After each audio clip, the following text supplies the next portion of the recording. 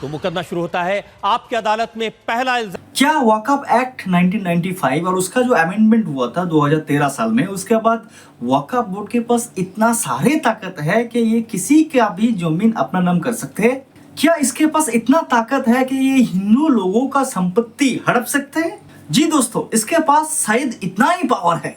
नहीं, ये मैं नहीं बोल रहा हूँ। The times of India magazine का 2022 साल का 26 सितंबर में लिखा गया एक आर्टिकल ऐसा बोल रहे हैं। ये आर्टिकल राजीव गुप्ता द्वारा लिखा गया है। क्या सच में ऐसा ही होता है? इस आर्टिकल में और इस तरह बहुत सारे आर्टिकल में ये चीज फैलाया जा रहा है कि वक्फ ट्राइब्यूनल के पास इतना पावर है कि ये किसी भी जमीन को वक्फ प्रॉपर्टी बोल के क्लेम कर सकते हैं और आप वक्फ ट्राइब्यूनल के ऊपर कुछ नहीं कर सकते। इवन सुप्रीम कोर्ट तक उसका कुछ नहीं बिगड़ सकते।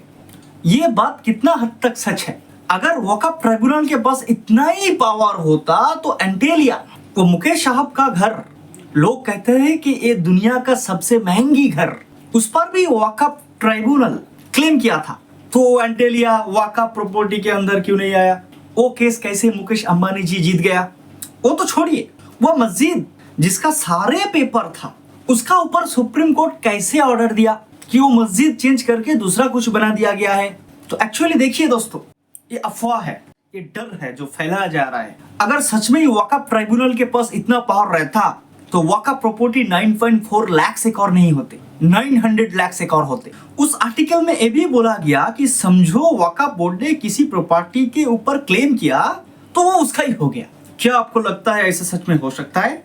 अगर सच में वक्फ ट्राइब्यूनल के पास इतना पावर है तो वक्फ ट्राइब्यूनल सारा भारत ले सकते हैं। ये अफवाह फैला जा रहा है। मतलब वक्फ ट्राइब्यूनल, अब सोचिए, सुप्रीम कोर्ट से भी ज्यादा पावरफुल है।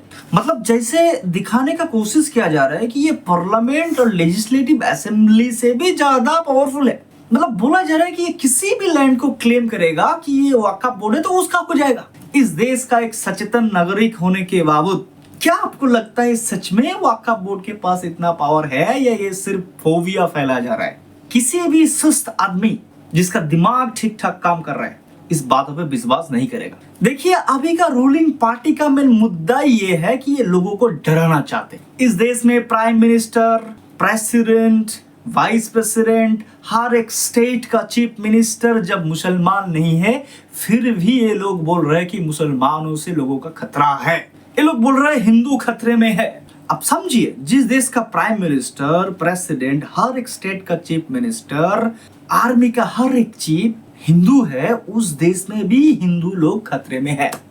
सच में खतरे में नहीं है, ये लोग अफवाह फैला रहे हैं। इस देश में किसी ने खतरे में नहीं है, सारे लोग ठीक ठाक ही है। ये बेकार लॉर्ड मिंटो लॉर्ड कर्जोन का बेटा का आने के पहले हर एक भारतीय सुरक्षित था, महफूज था, कम्युनल हार्मोनी ठीक ठाक ही था, इतना खतरा मात्रा कुछ भी नहीं था। ये आने के बाद ये सारे खतरा महसूस हो रहा है। तो आप समझिए, भारत का सनातनियों के लिए दूसरा कोई लोग खतरा नहीं है। ये जो लोग बोल रहे हैं यही खतरा है। जो मौजूदा वक्फ एक्ट है, ये लोग फैला रहे हैं कि उसका अनुसार किसी भी लैंड पे अगर वक्फ बोर्ड अपना क्लेम डाले तो वो लैंड जो अपना बोल के डिमांड कर रहा है उसको प्रूव करना पड़ता है कि वो लैंड उसका है। वक्फ बोर्ड का कोई भी जिम्मेदारी नहीं है प्रूव करने का कि ये वक्फ लैंड है। क्या सच में ऐसा ही होता है? अगर ऐसा होता तो भारत में 1 इंच भी जगह अभी तक वक्फ बोर्ड का बाहर नहीं होता। लेकिन आपको पता है सिर्फ 9.4 लाख एकड़ सी वक्फ बोर्ड के अंदर है, वो भी रजिस्टर्ड। एक्चुअल उसका पोजीशन में कितना है वो तो वही जानते हैं। देखिए, वक्फ ट्राइब्यूनल यानी वक्फ बोर्ड एक गवर्नमेंट रजिस्टर्ड और रेगुलेटेड संस्था है। इसके पास कुछ भी आधार नहीं रहेगा, कुछ भी दलील नहीं रहेगा, तो ये दूसरा किसी के ऊपर ऐसे कैसे क्लेम करेगा कि ये वक्फ प्रॉपर्टी है? इसके पास कुछ आधार रहेगा तभी ये क्लेम करेगा ना। हाँ, ये बात किसी हद तक सच है। उस लैंड पे दूसरा जो आदमी वक्फ बोर्ड छोड़ के क्लेम कर रहा है उसको प्रूव करना पड़ता है कि ये लैंड हकीकत में उसका ही है। तो वो प्रूव नहीं करेगा तो कौन प्रूव करेगा? देखिए, हमारा देश में ऐसा बहुत सारे कानून है। जैसे देखिए यूएपीए, ये अगर किसी के ऊपर सरकार ने डाल दिया तो सरकार का जिम्मेदारी नहीं रहता कि उसको गिल्टी प्रमाण करना, बल्कि वो अक्यूज्ड को प्रमाण करना पड़ता है कि वो गिल्टी नहीं है, तब तक उसे बेल नहीं मिलता। ऐसा ही और एक एक्ट है, prevention of money laundering act, जिसमें भी अक्यूज्ड को ही इसका प्रमाण देना पड़ता है कि वो गिल्टी नहीं है, तब तक उसे बेल नहीं मिलेगा। देखिए, ये गवर्नमेंट संस्था का एक रूल्स होता है। आप इन सब लोगों को काला कानून, सादा कानून, ब्लू कानून, येलो कानून बोल सकते हैं, लेकिन ऐसा है हमारा देश में। और ये यूएपीए और पीएमएलए के साथ ये वक्फ बोर्ड का जो पावर है ये पूरी अलग है। देखिए, ये एक जमीन है, इस जमीन पर वक्फ बोर्ड भी क्लेम डाला, दूसरा कोई आदमी भी आके क्लेम डाला। देखिए, वक्फ बोर्ड गवर्नमेंट है, आप एक प्राइवेट संस्था या कोई व्यक्ति है, तो ये लैंड अगर आपका होगा तो आपके पास इसका कागज, दलील ये सब रहेगा ना, तो वो अगर आप सबमिट कर देंगे तो ये लैंड आपका हो जाएगा। लेकिन आपके पास कागज नहीं है, दलील नहीं है, कुछ भी नहीं है, तो ये लैंड आपका कैसे हुआ? लेकिन यूएपीए और पीएमएलए में देखिए, समझिए कि आप कुछ किया ही नहीं, आपके ऊपर यूएपीए और पीएमएलए लगा दिया। आपको प्रूव करना पड़ेगा कि आप सच में ही कुछ किया ही नहीं। ये बहुत टफ है, उतना आसान नहीं है। तो वक्फ एक्ट के ऊपर जो जो इल्जाम लगा रहा है, अगर आप न्यूट्रली 1 मिनट सोच के देखेंगे तो ये सारे इल्जाम पूरी अफवाह है, झूठ है, इसके अंदर कुछ भी जान नहीं है। और एक मुद्दा ये लोग जो बोल रहे हैं कि वक्फ प्रॉपर्टी को लेके वक्फ का जो मुतवाली लोग वो मिसयूज कर रहा है, मींस करप्शन हो रहा है। मैं भी मानता हूँ कुछ ब्लैक शिप्स ऐसा है जो करप्शन सच में ही कर रहा है होगा, सच में ही कुछ जगह मिसमैनेजमेंट हो रहा होंगे। लेकिन क्या ये मिसमैनेजमेंट, करप्शन सिर्फ वक्फ का मुतवाली लोग ही करते हैं? क्या ये मिसमैनेजमेंट और करप्शन दूसरा सारे जो लैंड ओनर्स है, जैसे रेलवेज, आर्मीज और भी सारे जो गवर्नमेंट लैंड्स है, पीडब्ल्यूडीज, वो लोग नहीं करते? क्या ये करप्शन और मिसमैनेजमेंट सिर्फ वक्फ वाले ही कर रहे हैं? ये वक्फ मैनेजमेंट हमारा देश में अभी कितना नंबर पर भी आता है? हमारा देश में किसान मर रहे हैं, हमारा देश में किसानों को एमएसपी नहीं मिल रहे, हमारा देश का कितना आदमी बेकार है, इस पर कौन ध्यान देगा? आप तो बोल रहे हैं कि हम 3 ट्रिलियन का इकोनॉमी बनाएंगे। अरे पैसा क्या आप खाएंगे? अगर किसान सारे मर जाएंगे, फार्मिंग नहीं होगा, तो हम गोल्ड खाएंगे, पैसा खाएंगे? हमें तो एक्चुअली खाना चाहिए ना जो किसान लोग बनाएगा। तो किसान लोग मर रहे हैं, आत्महत्या कर रहे हैं, उसको एमएसपी नहीं मिल रहे। अब किसी भी यंग एडुकेटेड लड़का का पास जाइए, पूछिए कि आप क्या बनना चाहेंगे, शायद ही कोई आपको बोलेगा कि वो किसान बनना चाहेंगे।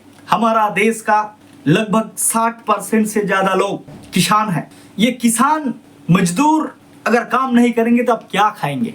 लेकिन एक भी आप इंडियन यूथ उसको पूछिए कि वो क्या बनना चाहेंगे, कोई नहीं बोलेगा कि वो किसान बनना चाहेंगे। एक किसान भी उसका बेटा को शायद यही बोलता है कि मेरा बेटा कुछ भी बन, किसान मत बन। क्या आपको मणिपुर याद नहीं आ रहा है या नजर नहीं आ रहा है?